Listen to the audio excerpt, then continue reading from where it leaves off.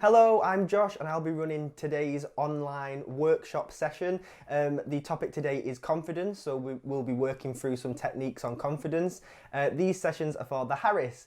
Some of you may have had a workshop with me in person before lockdown, but because of the measures at the minute, we're doing these online.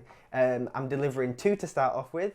This is the first one, as I say, and it is on confidence and confidence tips. So confidence means a lot of different things. You hear it a lot. It's something that's always present when you're at school, when you're with your mates, with your family. We talk about confidence a lot, but really, what is confidence and why do we need it so much?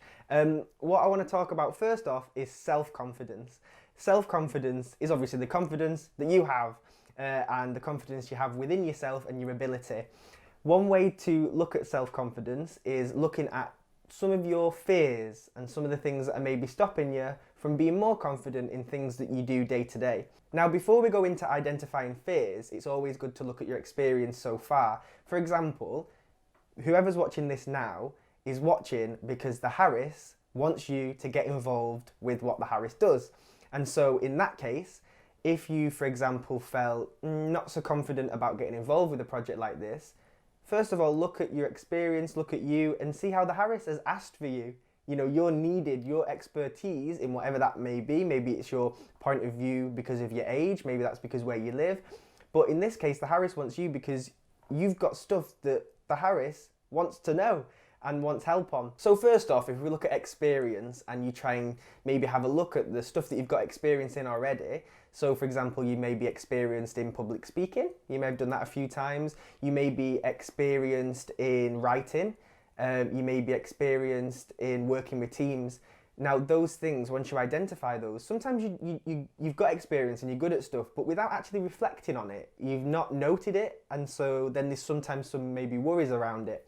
So what it's always good to do is write down the list of experience you've got and check that out, write it down, keep reading it, remind yourself of it. If you're thinking about fears and stuff that you may be a bit worried about, they're usually things that stop you from being confident because they're things that you're kind of unsure of and how they're going to go. And sometimes a lot of the time, it's the fear of the unknown and the fear of what might happen because you've not done it before, because you've not got experience in it. So for example, it's like, I may have been really worried about getting the bus on my own. I know I was when I was a lot younger. Getting on a bus on my own was a bit of a worry. But then when I'd done it a few times, it was no problem. I was used to it. And that's what we can do with our fears. We can work on them and we can look at them. And especially in this case, you know, working in a team, public speaking, we can work on those things and that will rise our confidence up. Now, I know a lot of the stuff I'm going to be talking about in this workshop and a lot of the stuff that I'm mentioning are things that you already know and things that you've already heard of probably, but what it is that I'm doing is I'm bringing them all up, digging them out, talking about them and bringing them to the forefront of our minds so that then we can just think about them a bit more and work on them a little bit. One thing that I want you to do and a task I want to jump into now is a task that is similar to one if you were at the leadership workshop that we ran before lockdown. So I'm going to ask you to write something down now. I want you to write down 3 attributes or skills that you think you have and that you feel that you're confident with. I want you to write those down on a piece of paper. When you've got those 3 attributes or skills, I want you to look at them, read over them, and reflect on them. Really think about it. When you're writing these down, think about those key things that really sort of make you you and what you're good at. Once you've got those 3 things, I then want you to put them to one side and I want you to ask 3 other people that you know, might be a family member, a friend, someone that you're close to or work with. I want you to ask that person what they think a strong attribute of yours is or a strong skill of yours is. When they think about you, what do they write down? And it's a positive thing, so it's ask them to write down something positive. Once you've got that, I want you to ask 2 more people. So that's 3 people altogether I want you to ask. And then I want you to write them all down, put them all together and think about it. Think about what you got. It's a really interesting thing to do because when I did this, there was a couple of skills that other people told me that they saw in me or saw that I'd done before that I hadn't even remembered, that I haven't even registered. So then I added those to my list. There were some things that I wrote on my list that nobody else mentioned. And so what that was good for was for me to maybe work on those skills a bit more and to show other people that they were skills that I did have. So with those three people, it's really good that those three people are maybe from different circles. You might be somebody from who you work with, someone from school, someone you study with, for example, and then somebody that you live with, or somebody that's your neighbour, or somebody that you're close with in a different way, because that way, we're quite different. We wear different hats in life. We're different in different situations and at different places. So it's good to try and get an overall mix of who you are and what other people think about that. Okay, so what I want you to do is I want you to pause this video now for 10 minutes. That's all, 10 minutes while you write down your 3 attributes. So that's 10 minutes. Here's a reminder of what I'm asking you to do. Pause it for 10 minutes or however long it takes you to do this, but I really want you to reflect and think about those attributes. Brilliant. So now you've done that, you should have your 3 attributes or 3 skills. And so I want you to take those away now, put them to one side while we crack on with the rest of this online session. But keep them to one side. And I really do want you to go and ask those 3 people that you may choose in your life and to ask them the attributes. You don't need to share yours with them. You don't need to share it to anyone else as well. This is an exercise for you. So you can ask these people and don't be afraid of asking them. It should usually be quite a positive exchange, so it's a really nice activity to do, and you could even ask them to do it for themselves, and you could do one for them and pass it on. So one thing I want to talk about now is sort of a bit of my own experience really. So when I was 19, I'm 23 now, when I was 19 I started my own business doing filming and video production, filming short films and adverts for people, and that's what I do mainly, as well as bits of theatre and stuff like that. And kind of getting into that, it was quite daunting because I knew that I was a lot younger than sort of people coming out of university and doing the same sort of thing, or people working in the industry that I wanted to go in. I was a lot younger and it was daunting to me. I sort of felt like I didn't have the right to be in those rooms and having those discussions, and turning up filming someone who was like twice the age as me and I was in charge was something that was like... But one thing that I do want to talk about is that is sort of irrelevant. Your age is irrelevant in a lot of situations like that. You have been asked for, think about why you're watching this video now. The Harris has introduced you to this program and to the work that it does, and it wants your help.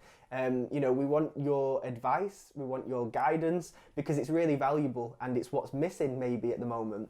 So that's why this is happening, that's why you're watching this, and I just want to sort of reaffirm that and really push for the fact that, the reason you're here, the reason you're watching this is because, your input is really valid. And so I don't want people watching this to maybe think, I'm not good enough, I'm not able to speak in those rooms, I'm not able to, offer my input, because it's not needed. It absolutely is. And remember to always remind yourself of that. So like I say, I'm 23 now, so I've not been to school for a while, or college, and I didn't go to university because I had my other stuff I was doing. But I feel like one thing that I picked up and carried from school was this thing of that, the older people in the room were the ones that had the most knowledge and the most sort of power in the situation. And one thing that I want to say is when we do things like sort of outside of school and outside of education, that's not necessarily the case. Like for the work that we're doing at the Harris, that's not the case, is it? It's a sharing. Everybody works together and shares the ideas, and there's a process to it. And I think that's something that I'd really always like to push as well. It's like, shake off that school vibe and be confident to speak in those places. It's a total different setting. And I think that that's something to really keep in mind as well. So setting goals, again, I feel like I'm just going to be preaching stuff that people already do, but in this case, I just want to bring it back to the forefront again, like I said at the beginning. Setting goals is something I do all the time. I always have on my notes on my phone, I have like a list of stuff that I need to do and goals that I need to work on just to keep remembering. And then I tick them off when I feel like I've sort of completed them a bit. One thing that I would say in this case, when we're talking about confidence, is we talk about being confident. That isn't something that you just wake up one day and you are. If, I'm not going to be dead confident about driving a car one day if I've not had those lessons and that time to really develop how I'm driving. It's a process. Everything's a process in that sense. So we don't need to have one big thing that happens to make us confident. It's actually kind of the opposite. You've got to look at goals and making small goals to add up and to work on what you want to work on. So that's the next task that I want to propose now as part of the session.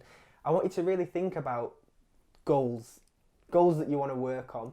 So I know for me, I mean, I may look like now I'm speaking publicly, I suppose, because you're watching. But I still do worry about doing that, about when I have to go and speak in front of people or present something. And so I always maybe write a thing in my notes or in the back of my head that's sort of thinking, I want to work a little bit more on my public speaking, and I want to work a bit on that. Like, just to acknowledge that you want to do that is then at the forefront of your mind, and you can work on that as you go. So an example of a smaller goal with a bigger goal in mind is maybe, so I know that when I started having meetings with an organisation similar to the Harris, where I came in as a younger person to talk to them and advise them and help them with some of the stuff, some of the questions they had, I went in and I remember sitting on a big table with a lot of people who were older than me, who had bigger jobs than me, and I remember that in the conversations I wouldn't speak, maybe I wouldn't interject enough. So I went home and set a little goal to myself, thinking next time I'm in that room, I'm going to make sure I ask a question. I don't know what question, but I'm going to ask a question. And the next time I did, I pushed myself and I did ask a question, and now I ask a lot of questions. I think that that's an example of a smaller goal that you can just write down, make it a reality, tackle, and then hopefully next time it won't be as daunting. So have a little think about what you want to work on and really break it down and think about, if that was a tiny goal, what would it be? And just have a think about that. So I'm going to give now another 10 minutes for you to write a few little goals down. Now, this could also be on other topics that we're going to talk about, like it could be a well-being goal. You could say that, you know, for part of my day, I'm going to sit down for 15 minutes and just reflect on the day, or do some painting or something that's for yourself, a bit of well-being time. That is another goal that's relevant. Just because this session is on confidence doesn't necessarily mean it's something that's a big, bold confidence goal. All these things are connected. And so think about smaller goals that you can write down and keep in the front of your mind. And with these goals, I'm asking you to be realistic with them. I'm asking you to make them relatable and real goals that you can work on in a small scale of time, in a big scale of time. You don't need to write a goal and then do it tomorrow. It's just something that you can write down, be realistic with, and it's for yourself. So it's for you, write your own time scale, work to it yourself. This is for you. So you've got 10 minutes to write only 3 goals for now. 3 goals that you could maybe make bigger or do over and over again to sort of work towards this overall bigger goal that you're planning on. Okay, that's 10 minutes up. Hopefully with these goals, now this is the task for you. I give you this task now to go away and do. So you've got these 3 goals. It's up to you now to tick them off. And once those 3 goals are done, have another chance to reflect and think about this and think, okay, what are my next goals that I want to work on? Because you've got them now. So one thing I want to talk about now really briefly as we go, and we're near the end of our session, is a statement of stop comparing yourself to others. Now, I'm presuming that that's the case, but it might not be. For me, it was. With the work I did, used to always look at other people and sort of compare myself to them. And I think this is a natural thing. I think people naturally do compare themselves to others, people who are the same age, people that are from the same area. You compare yourself to what they're doing and then get a bit worked up when you might not be doing as much as them. But you don't know how much you're doing in comparison to them necessarily, because you don't know their full story. And one thing that I would always push and always talk about is you have got your own journey and your own set of goals. You don't need to compare yourself to anyone else. You just crack on with yours and work to your own strengths and work on those weaknesses, and you don't need to worry about other people. Think about yourself. So everything that I've shared so far is stuff that you would usually or typically maybe find when we're talking about confidence and how to rise your confidence up. But these next things are my 3 personal top tips that I really stand by. And my first one is, don't be afraid to ask the silly or the stupid question in a space or in a room. I think that I was always really worried about asking the stupid questions that I feel like, people are gonna laugh at me if I ask this. But I found through my work that I do now, and a lot of my friends say the same, that asking the stupid question is actually not a stupid question and not a stupid thing to do. But a lot of the time, half the people in the room have the same question as you. It's always something that I would push to do. If you're in a meeting with loads of people and you have a question in your mind, don't just go, I won't ask that. do ask it. Just ask it. It's never a stupid question. It is never a bad time for a question, because that's how we learn. That's how we rise our confidence. We ask questions and then we get responses from it. So never be afraid to ask the silly question. The second one is, don't pretend to be someone that you're not. Be truthful to yourself, and that's how you can work on your confidence, because once you start realizing and being truthful about, what it is that you need to work on, and, with talking to other people about what you want to work on, that's when you start to grow, and that's when you can, work on your confidence, share your skills with other people. And that brings me to my third one, which is kind of the same thing, but it's be honest. Be honest. This isn't just in a term of being honest with yourself, but just being honest in general with everything that you feel. And that goes back to asking the stupid question. Don't change what you're going to share with somebody because you think that it's maybe something that they want to hear. Be honest and truthful when you get asked a question, because that's how change happens, and that's how everybody's voices get included in the decision making.